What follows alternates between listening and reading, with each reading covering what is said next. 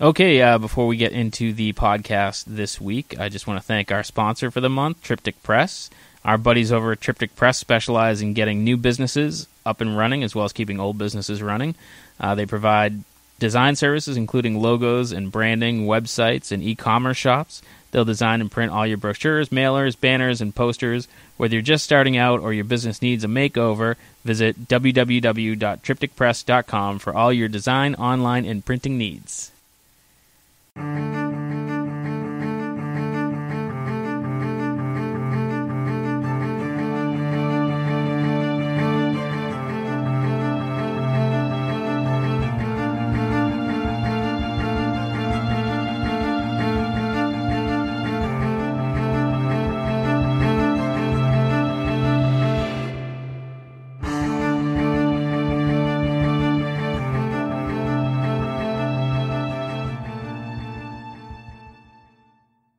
All right, welcome back, Inebri-arts. This is Andy, the Inebri-art podcast. We are back again at the Craft Beer Cellar on Main Street in Plymouth, our kind of home away from home. If you like beer and boutique wine, you can stop in. They now have CBD-infused drinks as well, and like a charcuterie, which I think I got the pronunciation. See, I screwed up pronunciation. Surprising. Charcuterie station with cheese and bread and whatnot, snacks. So check it out if you're in town.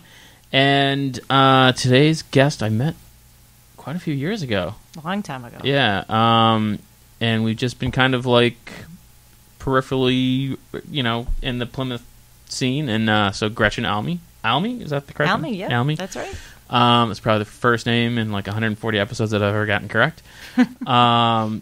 So you are a visual artist, but you specialize in animal portraits. Yes. How did you end up so focused on that? Probably starts from when I was a kid. I was just we had a pet dog, and when I was about 6, I learned how to ride horses, and my dad's family's from Westport, Massachusetts, and there's a farm there. Farm country there. From the 1740s, and they rehabbed a lot of race horses, and I just, really just fell in love with horses and dogs and any animal at that point, and just as any kid, sketched, and I sketched what I loved. Right, yeah. So that's kind of where it started, and it's not where it ended up in school. Every teacher kind of steered me away from animals. I think Really? They were trying to get me to expand and do something different and, do still lives and all the traditional school teachings in the arts. Right. And even in college, they kind of tried to steer me away, but I always ended up back. I always thought it was funny, like when I was a kid, I was big into like metal music, and I drew like skulls and skeletons, and all through like junior high and high school, they were like, oh, try this and still lifes, and then you get to college and they're like, all right, first thing we're drawing, skulls, and you're like, oh, I feel like I'm right back, where I started. So I believe when I first met you, you were trying to get a little away from like really photorealistic to like not impressionistic, but a little more. Yeah, a little bit more painterly. Yeah. Is that something you're still working on, or? Yeah, so I started the business over 20 years ago, and I did it mostly through friends, and I did it solely in pencil because that's where I felt like my expertise was in terms of realism, and it's something that I could do well. Mm-hmm. And I felt it was sellable because I did it because I love it, but I also did it as a side business, and I still continue to do so, and it's more than a side business now. So I did pencil realism for probably the first 5 to 6 years of actually doing it on the side professionally, and then my background's actually in oil. I actually have my degree from a liberal arts school in Virginia, but it was in painting. Mm-hmm. And what I painted in college was much more abstract expressionism. Yeah. Completely opposite of realism. So I always wanted to get back to that root. And so I started doing realist paintings to see if I could actually do it. And I could. And that... Now, did you find, was there like... did it take you a while to get adjusted to it, or was it something you just kind of picked up? So...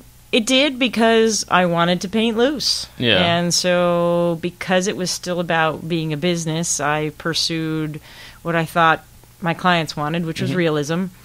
And I struggled because I kept wanting to be more painterly. Yeah. And so finally, as you know, as what you're referring to, is probably about, 10 years in to my business, I decided to branch out a little and play around with some. First, I had people just submit photographs, and I paint them however I wanted, and just see what people's reactions were.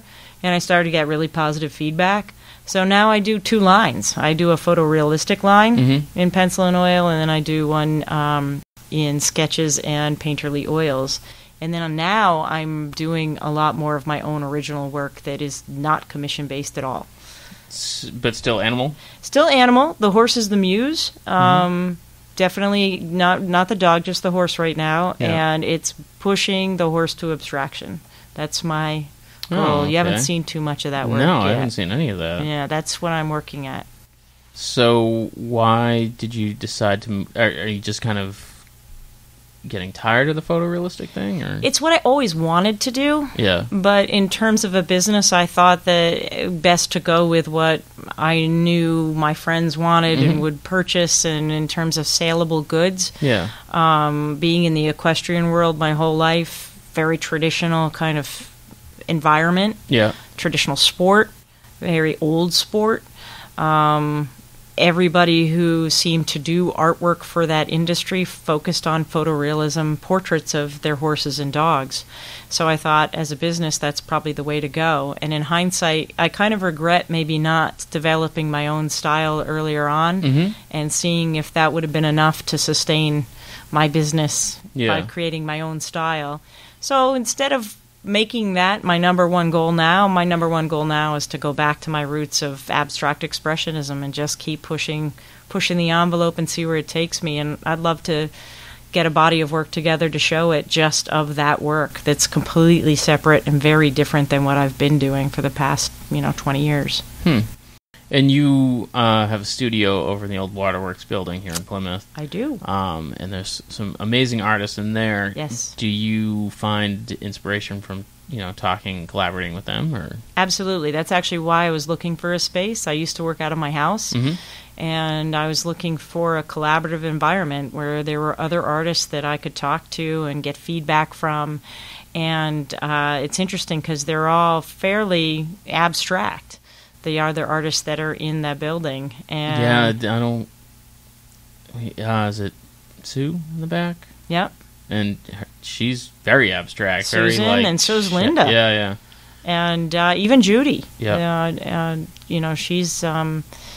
she kind of crosses between some realism and some abstraction, but Linda's completely abstract these days, and Susan goes back and forth between some landscape abstraction and then some completely off the wall stuff. I think the last stuff I saw her working on was like paintings of shadows. Yeah, she does a lot with the human form. I think she's just like, as any artist, just kind of expressing herself and figuring out. Sometimes you put it on canvas, you have no idea where it's going to go. Other times you have an instant vision, and other times you have a vision, you can't paint it. Yeah. It just doesn't come out. It just doesn't come out the way you have it in your head. Now, where you do a lot of photorealism, does that ever get kind of redundant? Do you ever kind of want to... I mean, obviously you want to do more abstract because that's what you're doing, but is it a chore sometimes now that you've been doing it for so long? I used to joke around that pencil was called painstaking pencil. Yeah. Because on large pieces, I had a piece a few years back that absolutely loved doing, but it was 5 horses in one drawing, all photorealistic, and it was a challenge. Just laying them out was a challenge because 3 of the horses had passed for the portrait, so I was working on 3 old photographs as reference. Trying to combine them into one? And put them, and then put them together and then create a layout that actually made sense. And that was difficult. But the one thing that I always find in my process, even in photorealism, is, especially in photorealism, I should say, is that when I start working on a piece, it's kind of like the ugly duckling stage where you do a layout, you sketch it out, it still hasn't really formed to where you want it to be, and then it starts to come to life, and it truly, for me, it kind of sounds hokey after a while, but I feel like I'm right there with the horses, and I can be working on a nostril, and it's like they're snorting. Yeah. Or you're working on an eye, and there's a spark that just comes. It's like they literally, for me, they almost become 3D off the paper as I'm creating them. And it happens in oil too, but is it tedious? Yes. There are moments where that's the beauty of my art. I have such a variety. I have such a way that I don't have to focus on one thing. So if I'm getting tired of doing my photorealistic pencil, I jump into a loose oil and just change it up. Oh, so you can have a couple projects going at the same time, so you can jump around. Yeah, and that's helped out a lot. Yeah. When I was just doing just the pencil or just the oil, that was tough. Yeah. Because sometimes I just get tired. Your eyes get tired. Right, yeah. And I feel like it's even worse when you're struggling with like one section or some anatomy or whatever. When you really struggle, like, almost you get too overconscious and you're thinking too much about it, and you're not loose and relaxed. Well, it's kind of like that old adage where you kind of have to step back, mm-hmm. and sometimes you have to step back from a painting to truly take it all in and see the areas that you need to work on. And in pencil, sometimes you just need to take a break. Yeah. And then come back with fresh eyes, and sometimes you see it totally different the next time you come and see it. So now, do you, when you're working on these portraits, do you have kind of like a pattern that you tend to work in? Do you like work from the head and then to the body, or do you try and kind of like evolve the whole piece in one kind of like stage? That's interesting, because I've actually studied a lot of other portrait artists, mm-hmm. and I've noticed a lot of them tend to work from kind of left to right or top to bottom or side to side or like ear to the neck. They go kind of fill it in as they go. I jump around. I find I work on an area that I'm passionate about and I'm really getting into, and it's coming out the way I want it to. Mm-hmm. And I stick in that area. And then if I move away from it, sometimes I lose that motivation, or sometimes I find other motivations. So I definitely hop around a piece, and for me, I think that's what also gives it its depth. Yeah. Because I'm constantly looking at it from kind of a different perspective, and not always one, has to be exact from point A to point B. So do you kind of step back and be like, oh, this section or paw or whatever isn't where the rest of the painting is, and you start working on that? Yeah, it's not dark enough, or let's say it starts to come forward. It's like, especially in pencil, that 5-horse piece I was talking about, they're all different colors. How do you do that in pencil? Pencil's truly a gray medium. It's not even black. Right. And how do you make it if you've got a black horse and you've got a gray horse and you've got a brown horse? And how do you make the brown horse brown and the gray horse gray? Yeah. Yeah. How do you do that? And it's all about tonality. It's all about layering. Pencil for me is truly about, sculpting on paper and creating those depths to create the color. And so all this, I start with the darker horses first, because I know that's going to be the area I'm going to have to keep going back into. So I'll get to an area where I think that horse is dark enough. I'll work on the next one. I'll step back and go, okay, that one needs to be even darker. I'll have to keep layering into it. So one thing that I talk to a lot of artists about is that when is it done moment, and not overworking it. Is there do you have a trick? Is there like when do you decide it's done? Portraiture is easier than abstraction for me. Yeah. And some people will say the other. I say it's easier for me maybe just because I've been doing it for so long, so I kind of get a feel for when it is done. Like I say, when it starts to change from being kind of in that ugly duckling stage to starting to come to life on the paper, I can start to see that I'm on the kind of home curve, or I'm almost there. It's getting there. In abstraction, I can just paint and I can get it to a place I love and destroy it 2 seconds later and just want to kill the canvas. And I mean, it's a totally different process. Yeah. And there's a lot more for me to figure out in abstraction. I have an idea in my head and I overthink everything. In abstraction, and it needs to be the opposite. Do you think it's just because you've done so much more photorealistic, where it kind of comes more naturally? It's just something you're more accustomed to. I'm sure that's part of it. It's almost like yin and yang. I'm kind of trying to say, all right, I got to get away from realism. how do I do that? And I have an idea on how to do it, and yet if you look at, take Picasso, if you look at his really early works, he was an incredible renderer. He could draw. Yeah. But he developed Cubism. How did he do that? Through a process. So I take that as encouragement when I get frustrated, because I'm like, well, if he just kept pushing the envelope until he figured out his voice. And that's what I'd like to do. So even though I'm a commission artist, I'd love to be a fine artist that focuses on something besides just commissions. Mm-hmm. But yeah, it's sometimes I feel a little bit caught between the two. Like, realism? Nope. Push it. Abstraction. Loosen up. And it is a struggle just from a, I guess, retail standpoint. It's a lot easier to sell photorealistic. Absolutely. Than, fine art or something. And if you're doing it as a business, which I am, my passion is in abstraction, my business is in realism. I mean, and it's funny, though, because the more I challenge my original work and my abstraction I haven't gotten it to the point where I wanted to, but some of my earlier works, which are kind of a cross between the equine form with much more painterly strokes, much more bright, fun, funky colors. I'm starting to sell those, and I post them on social media, and they sell right away. So that's been kind of an encouraging viewpoint, like, oh, people do like that. They do like that, and are they liking it because they're collectors of mine, or are they liking it for what it is, or are they liking it for the color? Right. And I try to get some feedback, because I don't want to paint to always please the consumer. That's never my interest. But at the same time, if I can paint something that's going to also sell, right, that's a plus. It's a win-win. You don't necessarily want to please the consumer, but you want to make stuff that people appreciate. Right. People appreciate, they enjoy, it resonates with them, just like any art. You walk into a museum and you can be like, I love that piece. I hate that piece. I don't know what that piece is. I don't know where that artist came up with that idea. There's a lot of that, like, that's interesting. Yeah. So you talk about being a portrait artist, which, I mean, I'm not saying that you're not, but it's weird to think of, like, so many people think of their pets as people. Yes.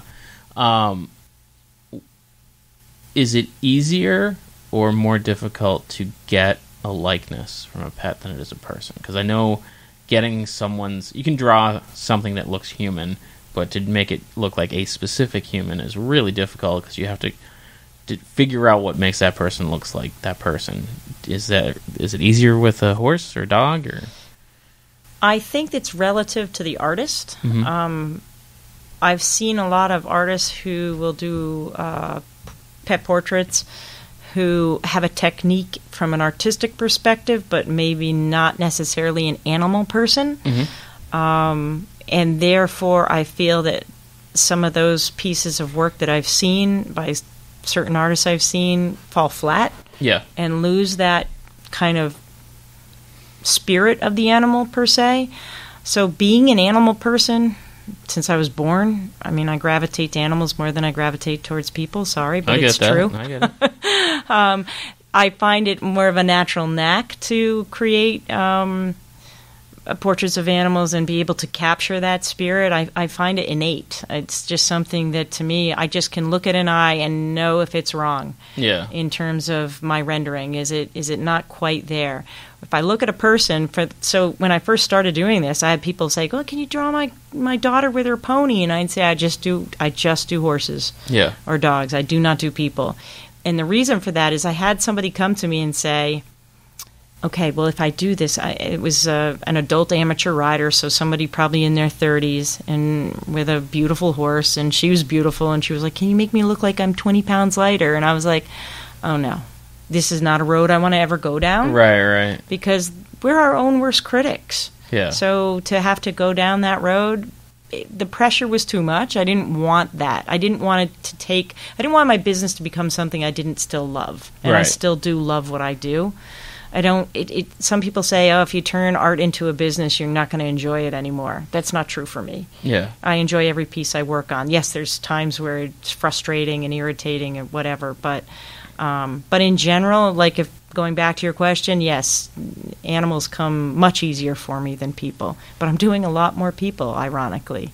Really? And it's becoming not people portraits per se, but with their animals. Someone wants a portrait of their kid with their dog, I can see that, yeah. And I'm doing more of that. And I'm just finally just being like, I'll put it out there, see what happens. And, it's not as hard as it was probably 20 years ago. And that's probably just practice, skill set, head games, letting some of that go and just being like, I'll just do it. I feel like as I get older, I get more patient. Yeah, me too.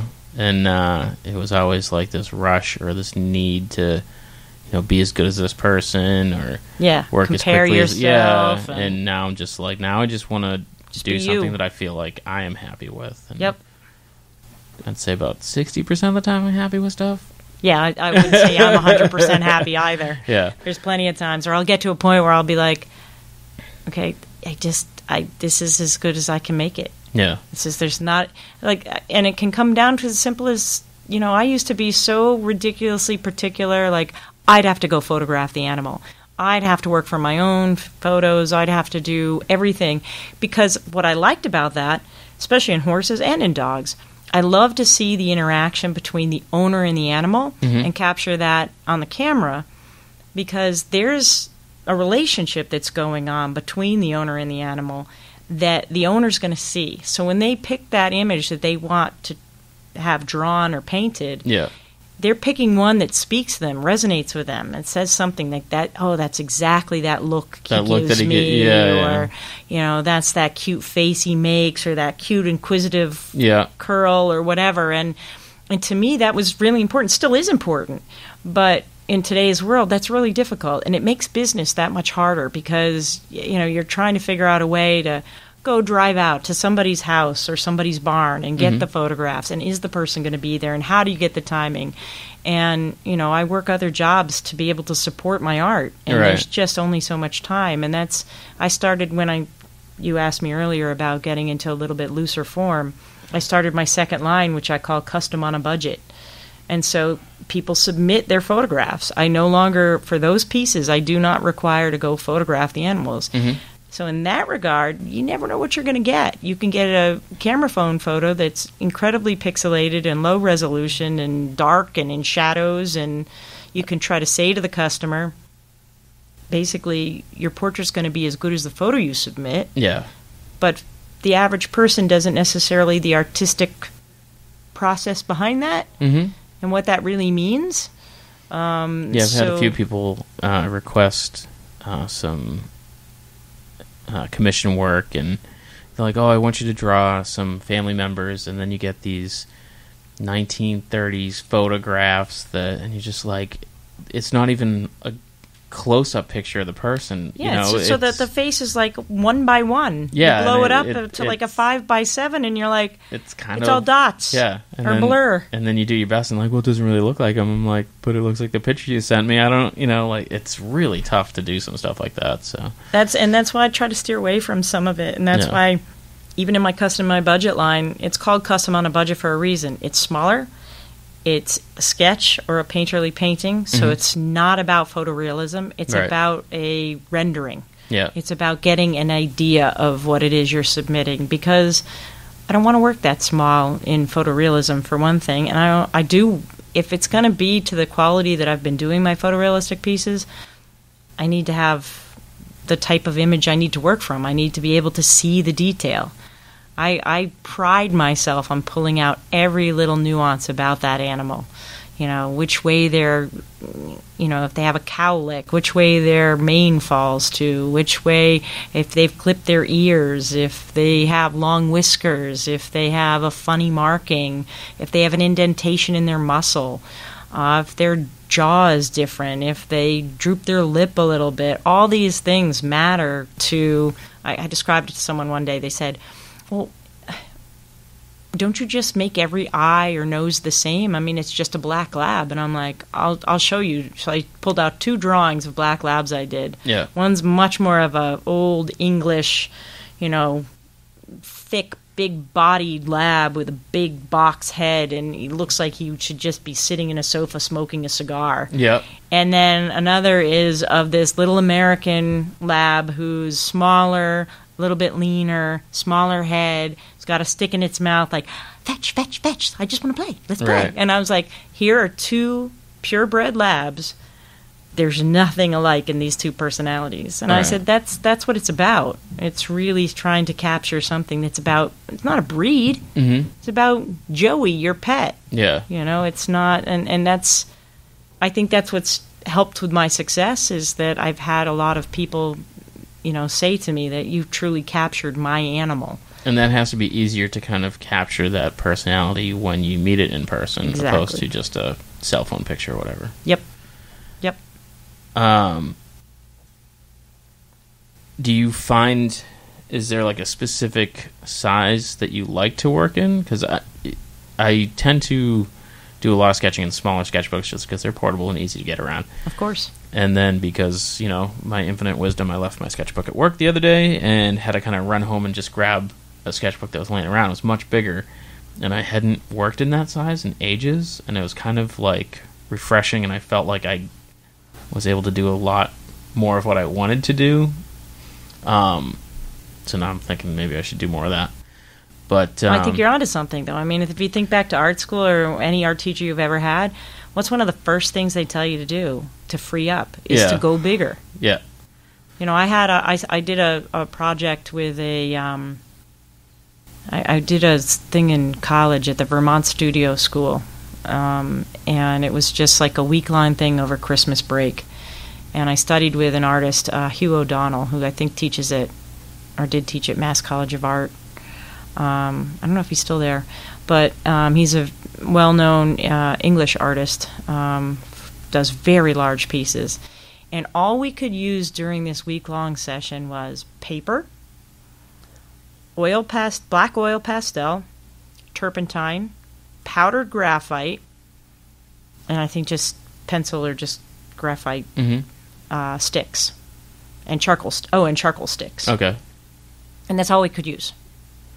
And we could paint in whatever style or whatever, and draw or whatever we wanted. We had like a 10-foot by 10-foot wall space that we could work on. And he was just there to kind of work through whatever it is. He wanted to take color out of it. He wanted to get you to free up and go large and just explore and try. And I mean, I went into that class and I just looked at that big white wall and was like, what the heck? I don't know how I'm going to do this. Yeah. I don't know what he wants from me. And so I sat there and I stared at it, and I got more and more depressed and frustrated, and I was like, I'm out of my league here. What am I doing? I have no idea how to approach this huge wall. Yeah. And he comes in and he goes, what's your problem? And I was like, I don't know. He's like, well, what do you feel like doing right now? And I was like, what do you mean? He's like, you want to go for a run? You want to go to a movie? What do you want to go do? Go do it. Come back. So I'm like, all right. So I went for a run. I came back. He's like, you feel any better? And I was like, nope. And he was like, all right.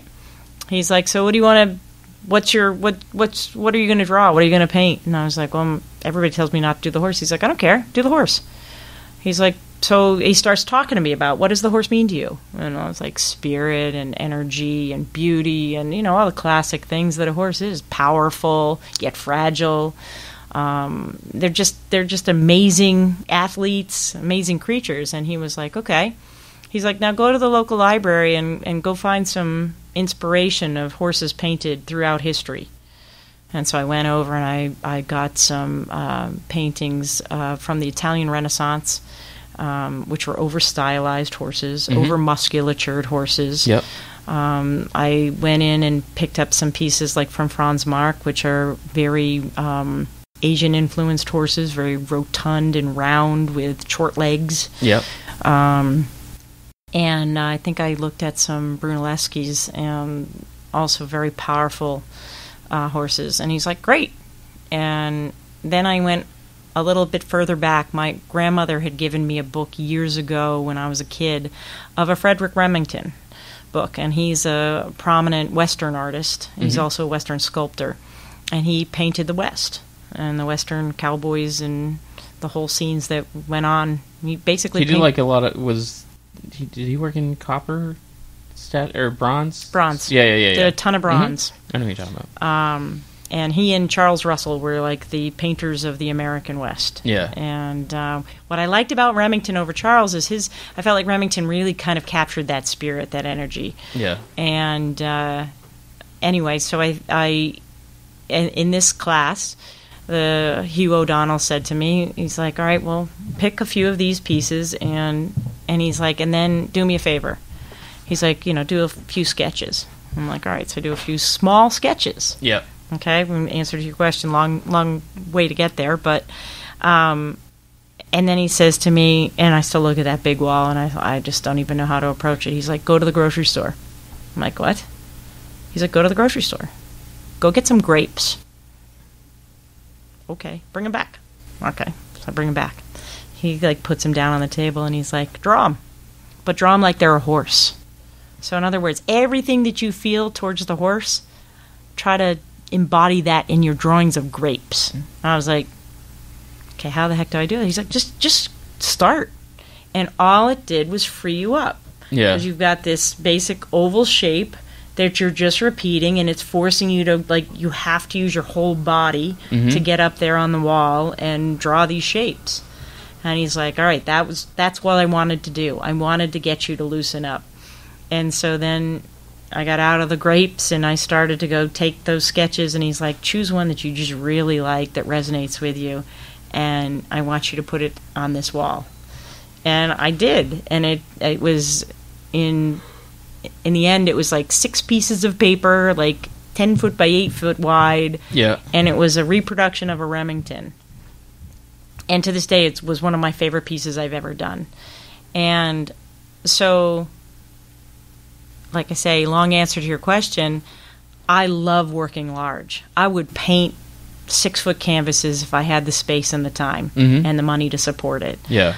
I think as an artist, it does so much for somebody. And I think that your experience of saying, oh, wow, look what else I can do, I get the same reaction when I go large. So when I'm working on these small little sketches and things to try to help my business and move forward, I'd rather be working large. And if I'm working in realism, definitely large, because I can get more information from the photograph or the animal in a space than trying to sit there and tediously try to minimize an eye that's a centimeter by a centimeter. And trying to still capture that same spirit and character. Exactly. Like they have... Horses and animals are larger than life. I mean, if you're an animal person, they're larger than people in personality, I think. Most animals. There's not many people I've met in my life who can resonate the same kind of energy and lust for life that an animal can. That unconditional love, that I just want to play, that, oh my goodness, you're home, thank God, I don't know what I have done all day without you. What person... I love that. Yeah, but animals have a special piece about them that I just don't think people, we're different creatures. And that's as simple as it gets. But that spirit in those animals is what drives me. That's what makes me I want to be able, when your animal's no longer with you, I want you to be able to look at that picture on your wall and feel like they're still alive right there next to you. I think that's what drives me. I want to be able to, like, give back to these... these people who love these animals like I do, and yet they have short lives. Yeah. They don't have people lives. We're lucky if they live 10 years, or in horse years maybe 20, 25. Now, do you get requests for other animals? Yes. Like parrots, tortoises, cats, I guess. I've done a few cats. I've done a guinea pig. A guinea pig? I have. I've done a pot-bellied pig. Oh, nice. Yeah. Recently asked about doing a rat, a pet rat. An interesting one. Yep. Yeah. So you just never know. Is there a breed or type of dog or horse that you struggle with, that you don't enjoy doing, like a particular kind? Like, I really just don't like Chihuahuas, or... I don't have issues with any specific breed, but in terms of technique, I will say the smooth-coated animals are easier for me to draw because they're more like a horse. Like, take a Doberman. It's a nice smooth coat in there, or a pit bull. You know, they're just got these beautiful coats, and their muscular shines through, just like a horse. You take a Portuguese water dog. He's just a big mop. He's just a big mop. or a poodle. Yeah. And you're like, where's the muscle? Yeah. And it's not about the muscle, it's about the fur. And so that fur can be tedious to me at times. And you know, I did 2 Springer Spaniels. They were just head portraits. But painting of the fur is easier for me to achieve than the drawing. The drawing really has to be more particular, really pulling out each and every little curl and twist of that fur to really make it about that animal. Painting, I feel like I can get those nuances easier. Yeah. But drawing it, definitely the curlier and wavier the coat, the more tedious it can be. When it's done, I still love it, but it can take me longer to get there because I get, you know, and also sometimes you're like, okay, I was on that curl. Is that the same curls I was just looking at, or is that the curl below that curl? Been 1, 2, 3, 7 curls. Damn it! I need to go back. So how did you said you've been doing this for like 20 plus years? How did you build your clientele? I mean, obviously you started with friends, but did you go to dog shows and horse shows and kind of set up and be like, hey, I do pet portraits? And Yep. I did old school. I went to mostly horse shows because I was already in the horse industry. I'd managed horse farms when I was, you know, out of college, and I rode my whole life growing up. I did intercollegiate horseback riding. So I had already connections in the horse world. So I decided, you know, be a vendor at a couple booths. And the first show I did, they had actually asked me to design a program cover for their horse show. Oh, okay. And instead of getting paid for it, they gave me a booth space.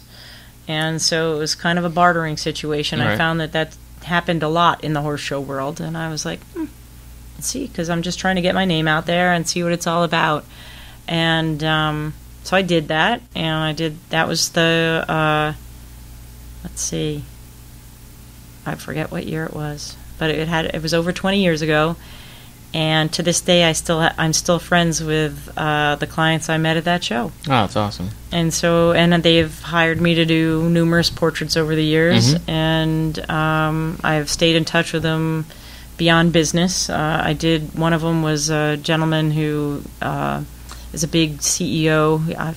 He was in, I forget all the different industries, but mapping industries, and he's a big show jump rider, and he wrote a book on some of the best show jumpers in the world, and he asked me to photograph them. So I did about 60% of the photographs in the book for him, and it was awesome because I was able to meet gold medalists from the Olympics, from the United States, but also from Ireland, Canada, just all over the place, and that was really, you know, and that was all from a connection from the very first horse show I went to exhibit my work at. So these relationships from there helped. So a lot of word of mouth, more horse shows. If I don't have to do another show, I would be happy. But that's not reality. Right. As time went on, social media, huge help. Some email marketing, not as good as as I should be. Handwritten notes, old school marketing. But I'm finding in today's world, social media is the number one. Just for the sheer amount of time invested with, you know, the return on that time is huge. Huge. Because it's very easy. You can do it pretty much anywhere. Yep. You know. Is there a specific platform that you find works better? Is it Facebook? Is it Instagram? So I think for my generation, it's more Facebook. For my younger fans, it's definitely more Instagram, Snapchat. I'm not as active on either of those platforms as I am on Facebook. I definitely find Facebook has been my number one in terms of selling. But I've recently had a huge uptick in Instagram, and it's the first time I've had an uptick in Instagram since I've been on Instagram. I've had a lot of followers, I have a lot of interest, but all of a sudden I'm starting to get orders from Instagram. So before it was solely Facebook. So now it'd be interesting to see in another year if they'll even out or if one will take over the other or how it will work. I won't drop anything. I'll just keep going forward. So see where... Now, how long is your turnaround time? Like, if someone puts in an order, are they expecting like a 6-month wait, or It's a really good question, and it's a really hard answer. It depends on how many orders I have in house, what type of orders I have in house. I just recently got an order for a 30 by 40 photorealistic painting commission. So it's going to take some time. That's going to probably take 3 to 6 months. Yeah. And while I'm working on that, I will be working on, I think I have about 10 sketch orders in-house right now. I have another person who's interested in a painterly piece, so it'll be a smaller painting. Mm-hmm. I have some pieces that are at a gallery in upstate New York, in Red Hook, New York. It's called the Equus Art Gallery. It focuses only on equestrian artwork. Mm-hmm. So I've got some pieces there that I'm trying to get some other pieces to her. I have some pieces in a country store in New Hampshire. So you have plenty of free time, is what you're saying. In other words, I have no free time. And I work 3 other jobs. Yeah. So turnaround time, I try to stick with the sketches. I try to have 2 to 3 week turnaround time because I can turn them around a lot quicker. Yeah. The paintings, typically there's going to be a wait. And I try to stay as close to the time I quote them, but it can also be a process. When did they get me the photograph? Right. Do I have to go meet the animal? Mm-hmm. Like, I've had a client who contacted me. She's a repeat client. She contacted me probably 2 months ago. And the weather's been so cold this spring, she wants me to come out, photograph the horse. It hasn't been good timing yet. We're not meeting I won't meet her until probably next week. And so I don't even have a photograph to work from yet. So that order it's going to start when I get the photo. Has there been like one moment in your career where you're like, how is this my job? Like, I mean, you said you know some CEO who's a friend of yours, and you get to go see these animals, and you've met these Olympic athletes. Is there any point where you're like, how did I get here? There have been many points, and just awe instances. Years ago, when I was a kid, the National Horse Show used to be held at Madison Square Garden, and I grew up in Connecticut, and for my birthday, it always fell around my birthday, which is in November. So my mom, who is allergic to horses, would take me to this show, which is in Madison Square Garden. It's, in essence, an indoor arena, which makes allergies 10 times worse. Oh, sure, yeah. So she would suffer through this horse show with me, and it was phenomenal. I loved it. I watched some of the best competitors in the world compete in the show jumping class, as well as the hunter jumper stuff, which is the lower levels, but they're also some of the best in the country. And it was just this magnificent thing. And then in high school, they decided to move it to the Meadowlands. Okay. And then it started to slowly but surely move out of New York, and it ended up, I think, finally in Florida, and now I think it's in Kentucky. And when it was in Florida, it was in a place called Wellington, which is a big equestrian community just south of West Palm Beach. Okay. And it's a big big horse show facility. They run a 14-week show in the off season. And all the people come from all over the world to compete there. And they ran the National Horse Show there for a few years. And they asked a bunch of artists to basically do a rendering of the old school interpretation so that the National Horse Show's logo or cover program was always a gray horse with a gentleman in a top hat, fox hunting, jumping over a split rail fence. And like that was just the logo. It was really old school, and with a fox hunting whip and everything. I mean, it was classic. Yeah. And they did a contest, so you do your own interpretation of that design, And I got it. I won it. And so I was able to go. They asked me to come, and I could have a booth for free at this horse show. And I was like, I have to go. Yeah. I have to go down there. Well, while I was there, they had some big reception. I can't even remember what the party was celebrating, but it was basically where all the bigwigs go for, a cocktail party, and they connect with everybody. And it was all in celebration of, I'm sure, the National Horse Show and other stuff that was going on that week. And I was invited. I was able to go. And that's when I met one of my all-time favorite competitors in the show jumping world as a kid, which was Michael Matz.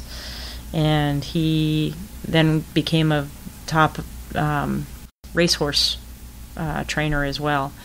And I got to meet him. I got to meet, I think the mayor was there. I got to meet the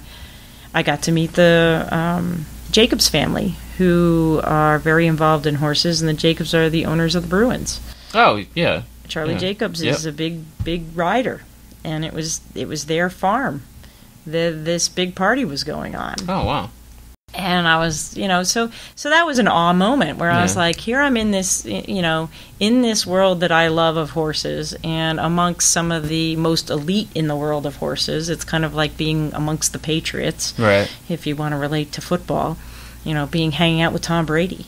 To me, that was hanging out with Michael Matz or Charlie Jacobs or McLean Ward or BZ Madden or all these people I've been able to meet. Chris Kapler. I mean, just phenomenal riders, and down-to-earth horse people. And the best part of it is you realize that, and I've never met Tom Brady, so I can't comment on him, but the best part of it is they're pretty down-to-earth people.